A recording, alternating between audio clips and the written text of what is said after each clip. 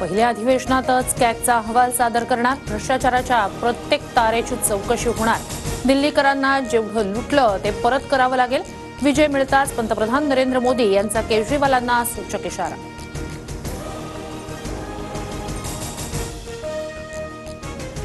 दिल्ली आपदामुक्त झाली, विकासाच्या माध्यमातून विजयाचे ऋण फेडू. दिल्लीतील मोठ्या विजयानंतर भाजप मुख्यालयातून पंतप्रधान मोदींचं कार्यकर्त्यांना संबोधन.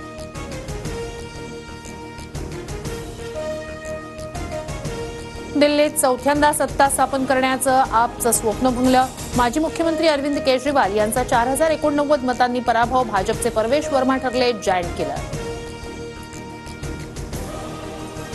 दिल्लीत 12 वर्षांपासूनचा केजरीवालांचा अभेद्य गड भाजपनं भेदला.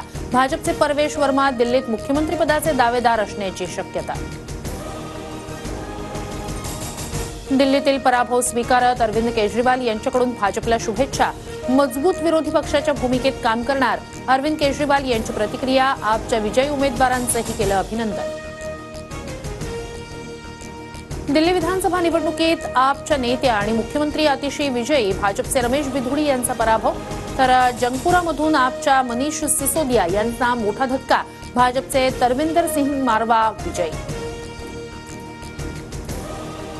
27 वर्षांनंतर देशाच्या राजधानीत भाजपचं कमळ फुललं.